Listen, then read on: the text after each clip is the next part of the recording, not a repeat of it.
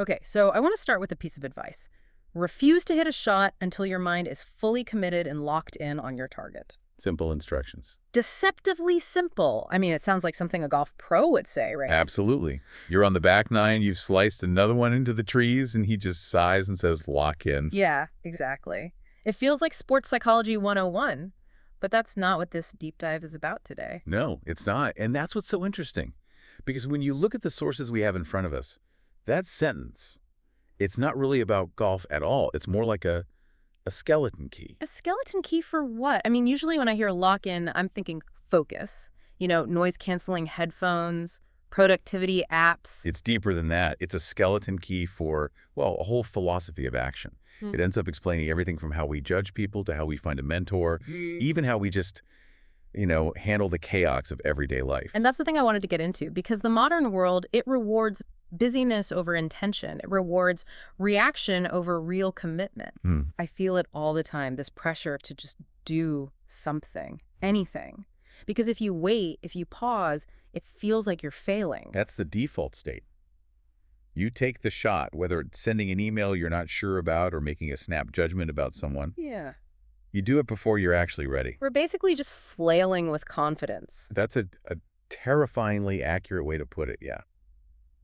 And the material today argues that this approach, it trains us in half-heartedness. We're just practicing going through the motions. So the alternative, what we're calling being locked in, is about creating a space, a gap between the impulse and the action. Right. And in that gap, that's where real choice lives. And the stakes here are so much higher than just a bad golf shot. Much higher. As one of our sources says, if you don't program your subconscious mind for yourself, someone will program it for you. Okay, let's unpack that. That sounds a little ominous. Someone will program it for you. It does sound ominous, but it's really just sociology. If you're not acting with full commitment, you're on autopilot. And that autopilot isn't neutral. It's built by ads, by society, by what your parents told you. So uncommitted action is just acting out someone else's script. You're playing a character written by somebody else. And one of the most common scripts, according to these notes, is the blame script. This one was fascinating. We have a reference to Leo Tolstoy, of all people. Yeah. He calls blame the ultimate uncommitted action. It's such a profound insight, and it kind of stings when you really let it sink in. Yeah. Tolstoy says blame is a reflex. It's just a way to avoid taking responsibility for your own experience. The comparison he makes is just, it's so visceral. He says, stopping the blame cycle gives you the same relief an alcoholic feels when they stop drinking. He calls it relief to your soul. But wait, that seems backwards, right? Yeah, that's what I thought. You'd think the relief comes from the addiction, from the blame itself. Exactly. When something goes wrong and you point the finger, you get that little hit of dopamine, that rush of being right. I'm right, they're wrong. I'm safe. So I'm just using other people's faults to medicate my own insecurity? Precisely. You're offloading your tension. Tolstoy's point is that when you stop doing that, when you go cold turkey on blame, you stop needing that constant hit. Yeah. And that, eventually, is the relief. Which brings up this paradox. While we're busy blaming people for their faults, we're missing how connection actually works. There's a quote here from Anne Lamott. A person's faults are largely what makes him or her likable. Right. But is that really true? I mean, if my coworker misses a deadline, I don't find it charming. No, of course not in the moment. Why? But think about the alternative. Have you ever met someone who acts completely perfect? Yeah. You- It's intimidating. You feel like you have to be on guard. It's alienating. Perfection is like a smooth, polished wall. There's nothing to grab onto. Flaws, though, they're the texture. They're the doorway to empathy. So being locked in means you stop taking these cheap shots at people's humanity. Yes, you commit to the reality of who they are, flaws and all, not some fantasy of who they should be. Okay, speaking of reality versus fantasy, this brings us to another part of the notes that, I have to be honest, I really hate this advice. I think I know which one you're talking about. We're talking about being fully committed, locked in, and then the source throws this at us. Define success. Set the bar low. I love that you hate this. It sounds like giving up. How do you reconcile being locked in with setting the bar low? It just sounds like an excuse. It does if you only read the headline. But it's only a contradiction if you confuse your standards with your expectations. And that is a huge distinction. Okay, break that down for me. Setting the bar low isn't about your effort. It's not about the quality of your work. It's about accepting that reality is going to be messy. You lower your expectations for the conditions. So you're not waiting for a perfect sunny day to take the shot.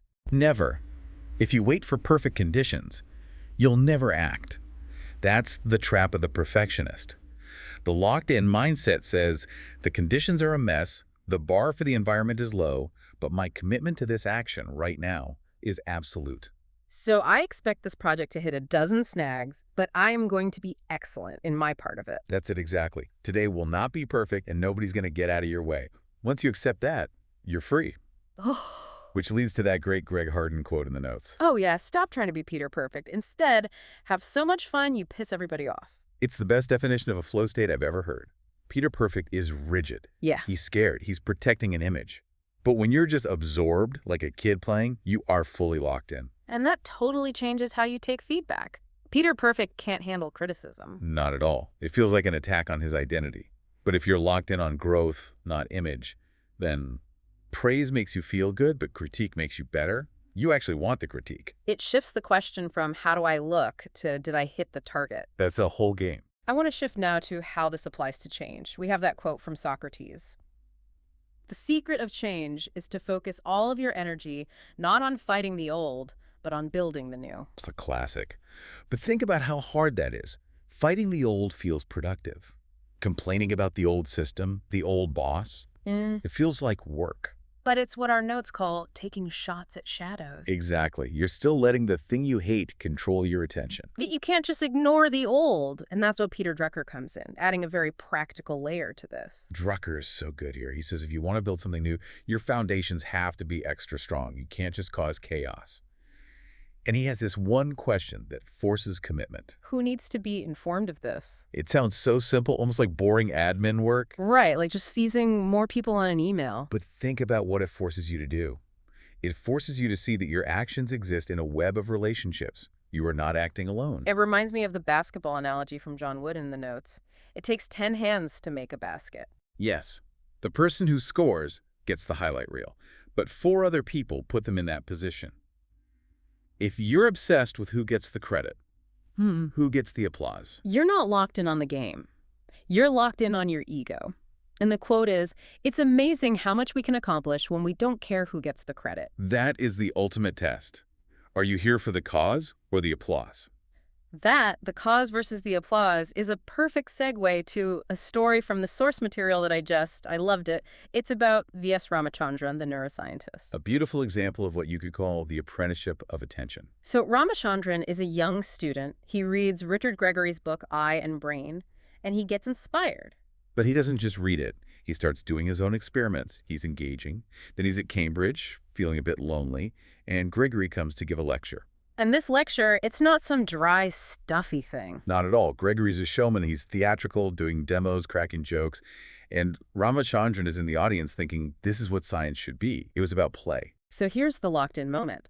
He goes up to introduce himself. He doesn't just say, I'm a big fan. He mentions an experiment he's been thinking about. And that's the key. He brought something to the table, and Gregory invites him to his home in Bristol. And the description of this house is just wild. It's incredible, isn't it? It's like Sherlock Holmes's study. Victorian instruments, fossils, skeletons hanging from the ceiling. Pure creative chaos. And for Ramachandran, it's a revelation. He realized science wasn't just about tidy textbooks. It was about messy, tactile curiosity. There's a quote in our notes from Matthew McConaughey that fits this perfectly. Be less impressed and more involved. That's it. Ramachandran wasn't just impressed. He got involved. And the notes lay out some rules for this kind of learning. Practice at your level or above. To cement learning, teach those at a level below you. The perfect formula. You need this stretch of practicing up and the solidification of teaching down. And there's a great soccer analogy for this. You don't learn soccer by getting thrown into a World Cup final. Right, you'd never even touch the ball. You'd just be surviving. So you play simplified games.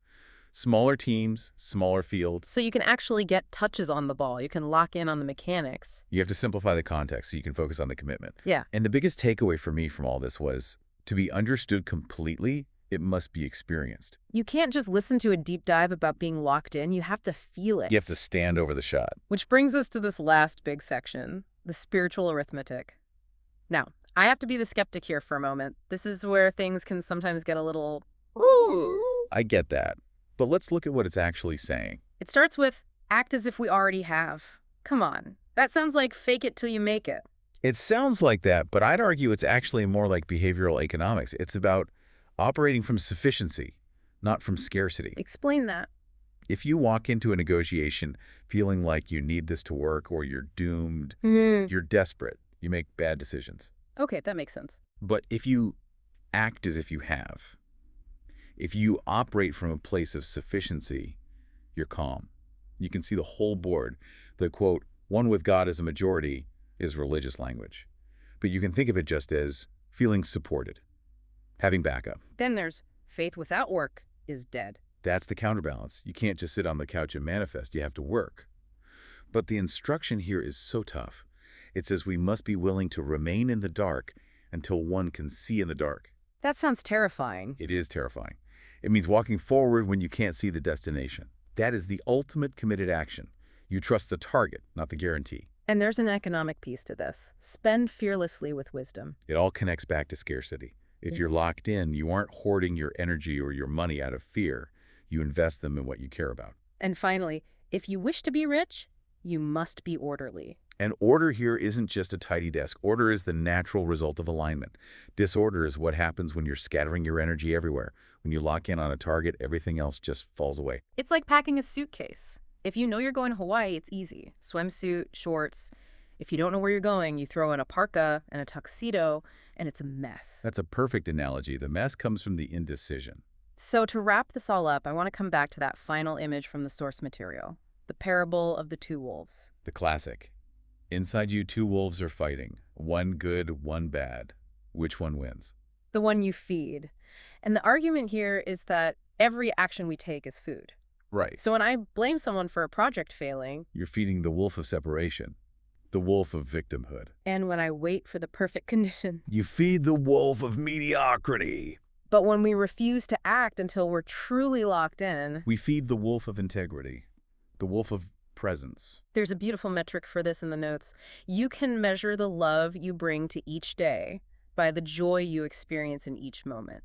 Joy is the byproduct. That's the signal. If you're just grinding, there's no joy. Joy comes when you're fully absorbed. That's how you know you're locked in. And sometimes, and I think this is the hardest part of all, being locked in means not taking the shot. That's the final twist. Make your absence felt. What does that actually mean? It means sometimes the most powerful, most committed thing you can do is to walk away. To say, I am not taking this shot because I cannot lock in on it. I can't give it my full self. That's integrity. It's knowing which game is yours to play. And refusing to play the ones that aren't. So the challenge for everyone listening, it's a physical instruction from the notes, and it's where we started. It applies to the email you have to write or the conversation you need to have. Stand over it. Feel your feet on the ground. Breathe. Wait until you know. And then, and only then, swing. Thanks for diving in with us today. My pleasure.